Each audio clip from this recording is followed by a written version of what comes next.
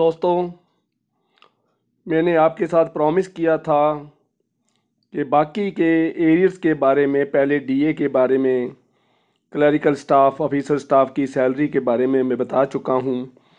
तो लास्ट में हमारा प्रॉमिस था स्टैग्नेशन इंक्रीमेंट के बारे में। बहुत कमेंट्स आ रहे हैं स्टैग्नेशन इंक्रीमेंट्स के बारे में।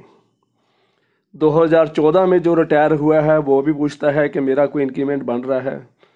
2016 में जो रिटायर हुआ है वो 9th इंक्रीमेंट की बात कर रहा है कि मेरा लास्ट इंक्रीमेंट वेज रिवीजन के बाद ड्यू बनता है।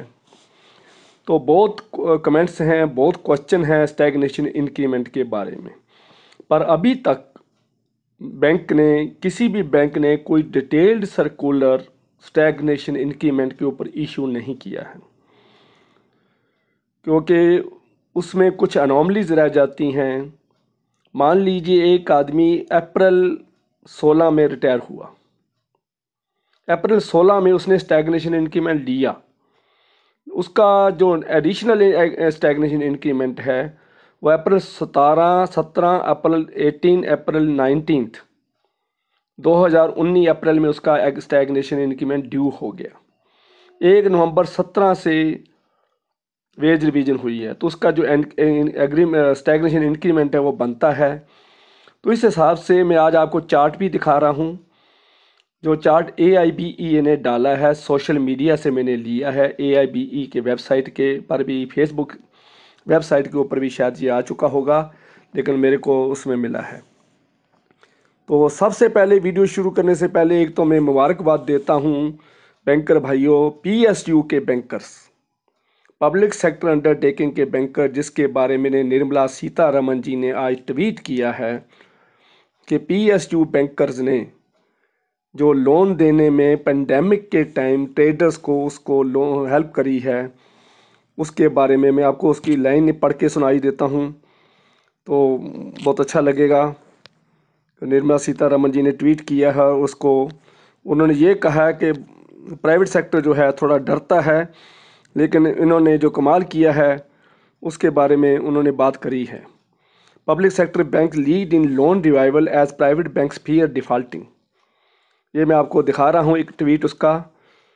तो उसके बाद मैं आपको ये भी दिखा रहा हूँ कि जो हमारे को इन्फॉर्मेशन मिली है 1/11/2017 के जो बाद वाले हैं, इन दिस सेटलमेंट एक एडिशनल स्टैग्नेशन इंक्रीमेंट जो up to scale 4 and 1 stagnation increment for scale 5 जो इंट्रोड्यूस किया गया है, उसके बारे में मैं थोड़ा बताना भी चाहता हूँ, क्योंकि इनको इसी जो इंक्रीमेंट है स्टैग्नेशन इंक्रीमेंट स्केल 4 और 5 का, उसको एरियर में इंक्लूड नहीं किया गया है। रिवाइज फिटमेंट जो है वो अभी अभी होनी है। HR डिपार्टमेंट जो स्केल 2 तक तो HR डिपार्टमेंट करेगा, जो स्केल 4 3 to 5 है उसका तो LHO लेवल पर, जो उसकी लोकल हेड ऑफिस लेवल पर होगी, उसकी फिटमेंट होगी और उसका एरियर आपको मिलेगा। तो आपने इन टच रहना है, उनके साथ थोड़ा क्लोज रहना है ताकि आपको कोई किसी तरह की ना हो। बाकी रही जो स्टैग्नेशन इंक्रीमेंट के बारे में, AIB ने 3-4 पेज का चार्ट है, मैं आपको दिखा रहा हूँ। नवंबर 92 से शुरू होता है और ये एंड होता है जाके नवंबर 2020 पर। तो सारा इसको चार्ट को देख लीजिए और एक ध्यान रखना है, बीच में सारी डिटेल तो मैं एक स्टैग्नेशन इनके बारे में नहीं बता सकता, लेकिन इसके आगे नो चेंज लिखा है। तो उस ईयर में जो उनका 20th स्टेज पे जो पहुंच गए थे उनके आगे नो चेंज लिखा है। तो अगर जिनके आगे +1 या +2 लिखा है तो उनको इंक्रीमेंट मिलना है। लेकिन जो ध्यान एक रखना है इसमें, मान लीजिए किसी को इंक्रीमेंट मिला है और उसका जो इंक्रीमेंट है स्टैग्नेशन इंक्रीमेंट, उसका पेंशन के ऊपर भी उसका इफेक्ट पड़ना है। कि हालांकि पेंशन की सीलिंग है 27,315 सीलिंग है, लेकिन जो जिनकी सर्विस कम है, जो एयरफोर्स, आर्मी, नेवी की जॉब छोड़ के पिछली सर्विस जिनको काउंट करवा के बैंक में आए हैं, उनको थोड़ा ध्यान रखना पड़ेगा कि स्टैग्नेशन इंक्रीमेंट अगर उनको मिल गया और उनकी पेंशन में वो 27,315 से बेसिक नीचे रह जाती है, तो उसका ध्यान ये रखना है कि एक तो आपने सैलरी का एरियर भी लेना है, और दूसरा आपने उसको बेसिक पे में ऐड करवा के पेंशन का एरियर भी लेना है। तो इस चीज़ के ऊपर थोड़ा ध्यान देना। मैं चार्ट आपको दिखा रहा हूँ, और एक बात मैं और भी आपको पढ़ के सुनाता हूँ। जो स्टैग्नेशन इंक्रीमेंट में पहले जो क्लैरिफिकेशन आई थी, उसमें लिखा है stagnation increment received by the employee who were in service of the banks as on 1 November 2017 as per periodicity hereafter would be readjusted from the date of reaching their maximum by the considering the graduation JAIAB CAIAB qualification. थोड़ा इसमें ध्यान रखना है कि in between किसी ने last stage के पास आकर किसी ने CAIB या JAIB पार्ट 1 पार्ट 2 करा है, तो उसके लिए उसको थोड़ा इन टच रहना पड़ेगा मैनेजमेंट के साथ, HR डिपार्टमेंट के साथ, कि उसका ड्यू कैसे बनता है, क्योंकि बैंक ने इसको अभी तक पूरा क्लियर नहीं करा है। Qualification acquired thereafter. If any employee shall be notionally eligible for stagnation increment with effect from 1st November 2017 in terms of the settlement as per the revised periodicity, which will qualify for superannuation benefits. However, monetary benefit on account of such revised and readjusted stagnation increment shall be payable from 1st November 2020 or the actual date of entitlement, whichever is later. ये ध्यान रखना, which ever is letter. तो इसलिए मैं ये break है थोड़ा print, तो मैं आपको पढ़ के सुना रहा हूँ। तो स्टैग्नेशन इंक्रीमेंट में बारे में और ज़्यादा डिटेल नहीं है। दूसरी बात मैंने और भी बतानी है आपको, वो भी हम खुशखबरी ही कह सकते हैं, क्योंकि बैंकिंग की पोजीशन जो है ख़राब होती जा रही है, और इसके लिए बजट में हमारे को जो न्यूज़ मिली है, अरोड़ा सॉल्यूशन चैनल को जो न्यूज़ मिली है वो है कि बजट में 25,000 करोड़ रुपया कैपिटल PSU बैंक्स में इन्फ्यूज़ करने का गवर्नमेंट में बातचीत चल रही है। 1 फरवरी को बजट पेश होना है, तो उसके बारे में आपको पता है कि वो अगर बैंकों को 25,000 करोड़ मिल जाता है तो पोजीशन कुछ इम्प्रूव हो जाएगी। दूसरी तरफ देश का एक बहुत बड़ा बैंक हमारा $600 बिलियन फॉरेन मार्केट से ले रहा है, ये भी आपको पता चल गया होगा।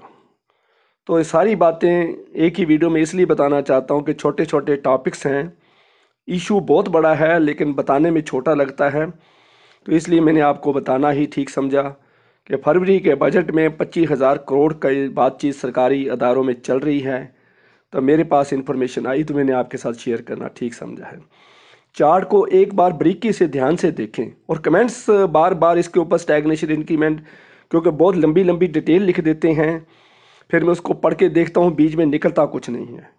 सभी को पता है कि 3 साल के बाद एक इंक्रीमेंट है, 20th स्टेज से कितने साल हुए हैं, कितने साल के बाद स्टैग्नेशन इंक्रीमेंट मिलता है। स्केल 4 और 5 को एक एडिशनल इंक्रीमेंट दिया गया है। तो सारी बातें आपके सामने क्लियर हैं, और जब तक डिटेल्ड सर्कुलर नहीं आता है, देखिए इस बार जो मीटिंग हुई है उसमें भी स्टैग्नेशन इंक्रीमेंट के ऊपर बात हुई है, थोड़ी सी बात हुई है, पेंशन इशू हुआ है, और उसके बाद स्टैग्नेशन इंक्रीमेंट के बारे में भी बातचीत करेगी। कुछ जो हमारे आर्मी से रिटायरीज़ हैं उनके बारे में भी बात हुई। तो इनकी सभी के बारे जब तक क्लियर चीज़ नहीं आती है वो तब तक वीडियो बनाने का कोई लाभ नहीं है। झूठी खबर को या कच्ची खबर को, प्री मैच्योर न्यूज़ को फैलाना गलत काम है। और उसके बाद फैमिली पेंशन के भी बहुत कमेंट्स आ रहे हैं भाइयों। फैमिली पेंशन जो है, मैं सभी को जो रिप्लाई में लिखा हुआ है पेंडिंग फॉर गवर्नमेंट अप्रूवल। अब ये बहुत बड़ी ट्रेजेडी है कि 3 महीने से हमारी एग्रीमेंट हो चुका है, गवर्नमेंट के पास 3 महीने साइन करने का टाइम नहीं है। और जो हमारी जो UFBU है, सभी बैंकों की यूनियन जो 200 रुपये महीना सब्सक्रिप्शन लेती हैं और 4% लेवी मांग रही हैं, उनके पास इतना टाइम नहीं है कि गवर्नमेंट के प्रेशर डाल के उसको साइन करवाया जाए। ऐसे लिखते जा रहे हैं व्हाट्सएप पर कि family pension file is lying on the table of the prime minister, family pension file is lying on the table of the finance minister. ये कौन सी दूरबीन है जिससे आप देख लेते हो कि उसके टेबल के ऊपर पड़ी है? कौन सा ऐसा आईपी कैमरा है, कौन सा ऐसा web cam, secret web cam आपके पास है जहां से आप देखते हो कि फाइनेंस मिनिस्टर के टेबल पे फाइल तो पड़ी है, वो साइन नहीं कर रही है? ऐसे धोखाधड़ी वाली बातें करना ठीक नहीं है। इतने बड़े बड़े लीडर कच्ची कच्ची न्यूज़ लगा रहे हैं तो बहुत दुख होता है। तो फैमिली पेंशन की अप्रूवल अभी तक नहीं आई है। आरआरबी, अगर उसके अगला क्वेश्चन आता है regional rural banks. Regional rural banks का आपको सभी को प्रोसीजर पता है। गवर्नमेंट की अप्रूवल आने के बाद स्पॉन्सरिंग बैंक भी 15 दिन महीना ले लेता है। तो आपकी जो अल्टीमेटली स्पॉन्सरिंग बैंक ही आप इसको इम्प्लीमेंट करेगा। तो इसलिए भाइयों, आपके सारे कमेंट्स का जवाब देने की मैंने कोशिश करी है, छोटा छोटा मैंने रिप्लाई दिया है। तो मुझे आशा है कि अभी जो वीडियो बनाने का लाभ है कि आपको सारी सेटिस्फेक्शन हो जाएगी। अगर इसमें कोई कमी रह गई है तो नेक्स्ट वीडियो जो सर्कुलर आने के बाद डाली जाएगी स्टैग्नेशन इंक्रीमेंट के बारे में, तो उसमें सारी डिटेल होगी, ऑथेंटिकेटेड बातें होंगी। तब तक आप इस वीडियो को शेयर करो, लाइक करो और सब्सक्राइब करना नहीं भूलना है। बाकी सभी का मैं फिर शुक्रगुजार हूँ। 1 लाख सब्सक्राइब का टारगेट अरोड़ा सोल्यूशन चैनल पार कर गया है, लेकिन ये बहुत लंबे समय में हुआ है, तो इसको जल्दी से हमने 2 लाख पर पहुंचाना है। तो मुझे आशा है कि मेरे साथ दोगे, क्योंकि मैं आपके साथ जुड़ा हूं, तो आप भी मेरा साथ जुड़ जाओगे, मेरा साथ दोगे। Thank you very much.